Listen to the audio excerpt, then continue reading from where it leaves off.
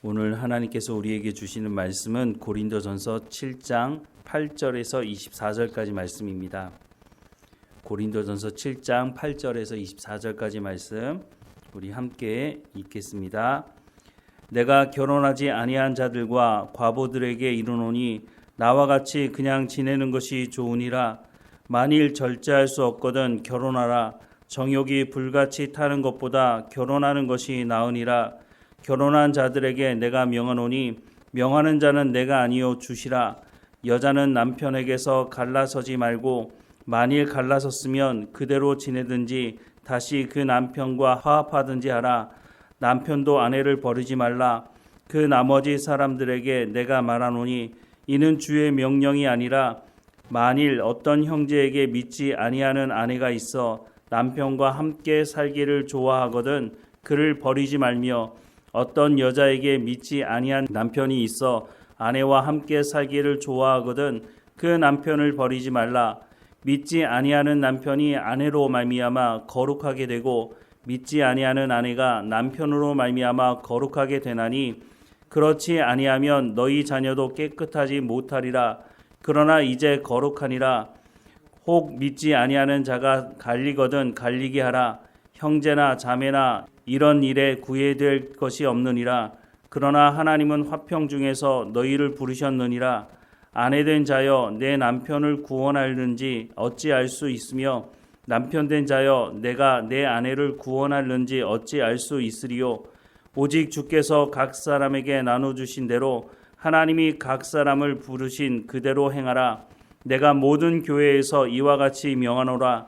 할례자로서 부르심을 받은 자가 있느냐? 무할례자가 되지 말며 무할례자로 부르심을 받은 자가 있느냐? 할례를 받지 말라. 할례를 받는 것도 아무것도 아니요 할례를 받지 아니하는 것도 아무것도 아니로되 오직 하나님의 계명을 지킬 따름이니라. 각 사람은 부르심을 받은 그 부르심 그대로 지내라. 내가 종으로 있을 때에 부르심을 받았느냐? 염려하지 말라. 그러나 내가 자유롭게 될 수 있거든 그것을 이용하라. 주 안에서 부르심을 받는 자는 종이라도 주께 속한 자유인이요 또 그와 같이 자유인으로 있을 때에 부르심을 받은 자는 그리스도의 종이니라. 너희는 값으로 사신 것이니 사람들의 종이 되지 말라. 형제들아 너희는 각각 부르심을 받은 그대로 하나님과 함께 거하라. 아멘. 예수님께서 이 땅에 오신 목적에 대해서 여러 방면으로 말씀을 하셨는데요. 요한복음 10장 10절에서 15절 말씀에 보면 도둑이 오는 것은 도둑질하고 죽이고 멸망시키려는 것뿐이요 내가 온 것은 양으로 생명을 얻게 하고 더 풍성히 얻게 하려는 것이라. 나는 선한 목자라. 선한 목자는 양들을 위하여 목숨을 버리거니와 싹구는 목자가 아니요 양도 제 양이 아니라. 이리가 오는 것을 보면 양을 버리고 달아나나니 이리가 양을 물어가고 또 해치느니라. 달아나는 것은 그가 싹군인 까닭에 양을 돌보지 아니함이나 나는 선한 목자라. 나는 내 양을 알고 양도 나를 아는 것이 아버지께서 나를 아시고 내가 아버지를 아는 것 같으니 나는 양을 위하여 목숨을 버리노라 라고 말씀을 하고 있습니다. 예수님께서 이 땅에 오신 것이 십자가의 길을 가기 위해 오셨다라고 말씀하고 있는 것입니다.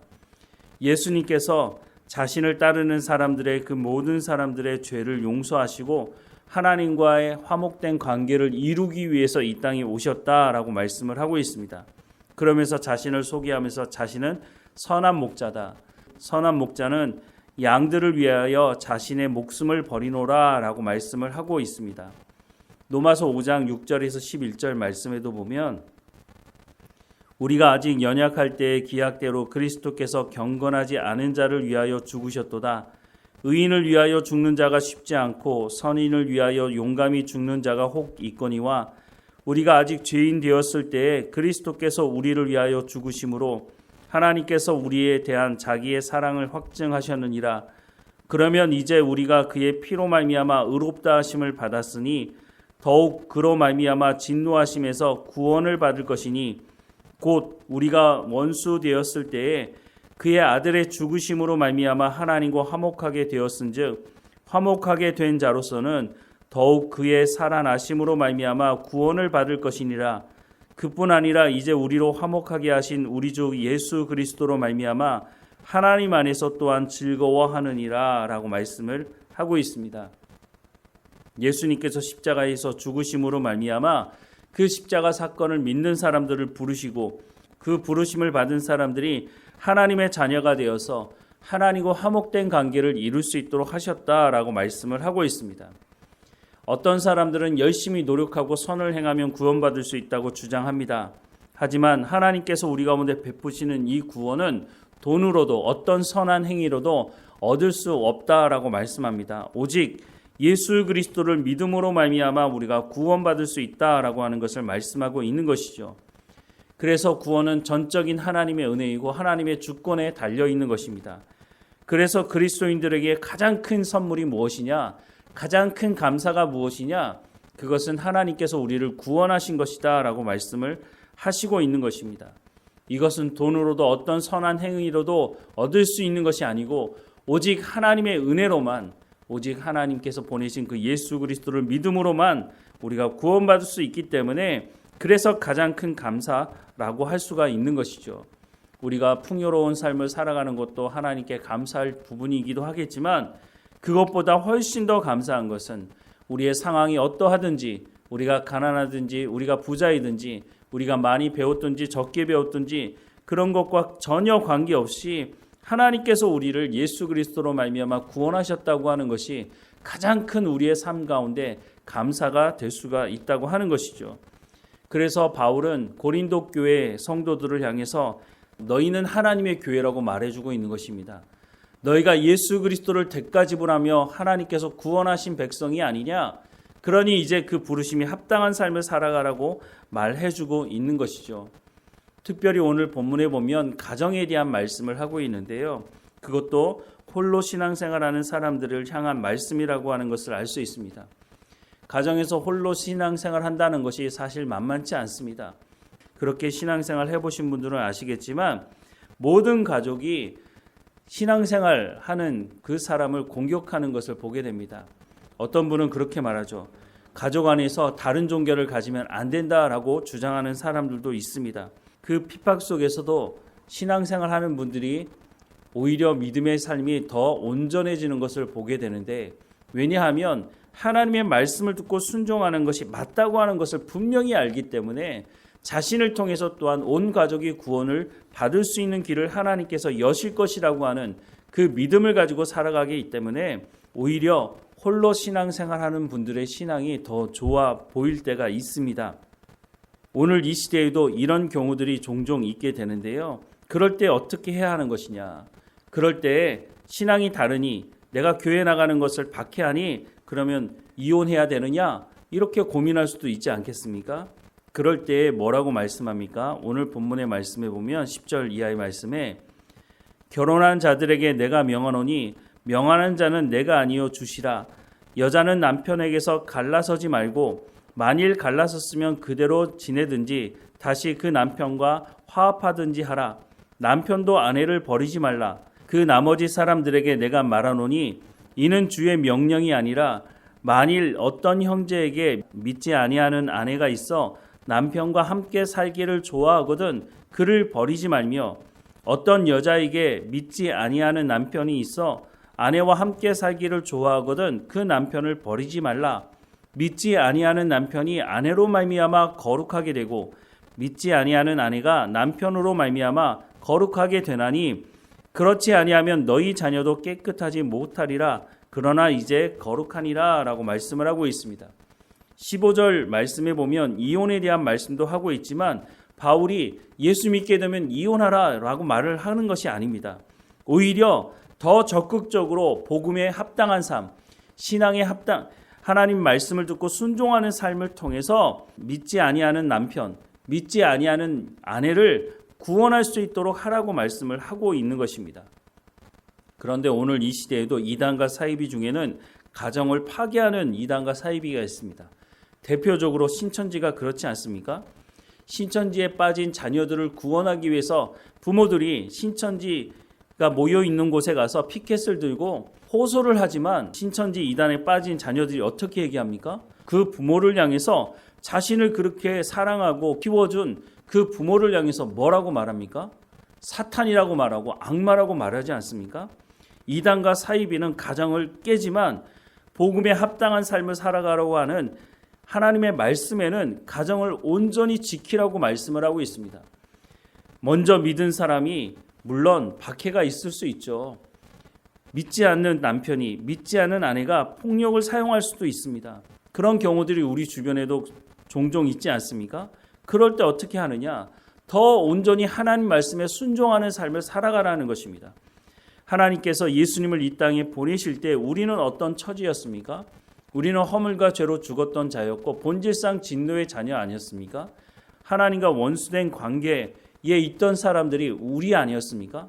그런데 예수님께서 십자가에 못 박혀 죽으심으로 우리를 구원하셨던 것처럼 우리가 구원받은 백성이라면 우리가 가정으로 돌아갔을 때에 믿지 않은 형제들, 믿지 않은 남편, 믿지 않는 아내를 만났을 때에 그들을 마음에 품고 기도하며 예수님께서 우리에게 낮은 자리에 처하며 섬기라고 말씀하신 대로 우리가 온전히 하나님 말씀에 순종하며 살아간다면 예수님을 통해서 우리를 구원하셨던 것처럼 우리의 신앙의 삶을 통해서 복음이 흘러가게 하실 것이고 그들의 마음이 변화될 수 있도록 하나님께서 하실 것이다 라고 하는 것을 말씀해주고 있다고 하는 것입니다.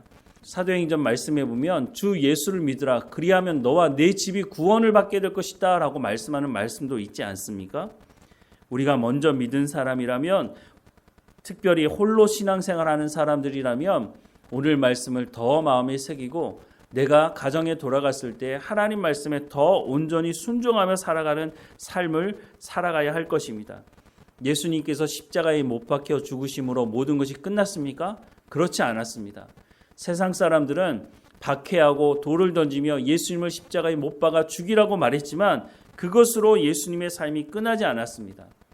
세상 사람들 보기에는 끝난 것으로 보였을지 모르지만 사흘 만에 예수님 부활하셨습니다.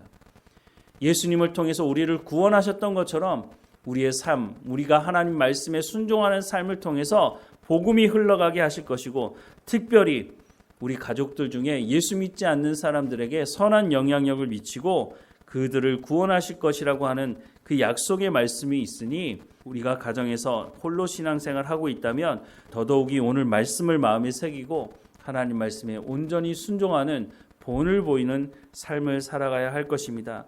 우리의 순종을 통해서 하나님은 구원을 이루어 가실 것입니다. 우리의 변화된 삶을 통해서 예수 믿으면 저렇게 변화되는구나 라고 하는 것을 보게 하실 것입니다. 하지만 분명한 것은 우리가 먼저 하나님 말씀을 듣고 순종하지 않는다면 우리의 삶도 변화되지 않겠죠. 우리의 삶이 변화되지 않으면 사람들이 오히려 조롱할 겁니다. 저 예수 믿어도 변화된 것 하나도 없네. 예전과 같이 똑같이 말하고 예전과 같이 똑같이 행동하네. 그렇게 하는 말을 듣지 않도록 우리가 더더욱이 하나님 말씀에 순종함으로 우리가 복음의 온전한 통로의 역할을 감당하는 오늘 말씀을 다시 한번 마음에 깊이 새기는 그래서 우리의 삶의 현장이 하나님의 말씀, 하나님의 복음이 흘러가는 내가 복음의 증인으로서의 삶을 온전히 살아가는 그래서 성령의 충만함으로 하나님 말씀에 온전히 순종하는 우리의 삶이 되기를 주님의 이름으로 간절히 축원합니다. 기도하겠습니다. 사랑하는 하나님, 홀로 신앙생활하는 믿음의 사람들을 하나님께서 지켜주시고 오늘 말씀하신 대로 부르심에 합당한 삶을 살아가라고 말씀하시니 하나님께서 홀로 신앙생활하는 사람들 하나님께서 지켜주시고 성령의 충만함으로 살아갈 수 있도록 그래서 믿지 않는 남편, 믿지 않는 아내, 믿지 않는 자녀들에게 복음의 통로가 될 수 있도록 하나님 삶을 주관하시고 인도해 주옵소서. 주 예수를 믿으라 그리하면 너와 내 집이 구원을 받게 될 것이라고 말씀하시는 그 말씀대로 나를 먼저 믿게 하셨으니 하나님 온 가족이 하나님께 나아갈 수 있도록 하나님 은혜를 허락해 주옵소서. 천국 잔치에 함께 참여할 수 있도록 하나님께서 모든 가족들의 마음을 변화시켜 주시고 예수님을 영접할 수 있도록 하나님 은혜를 베풀어 주옵소서.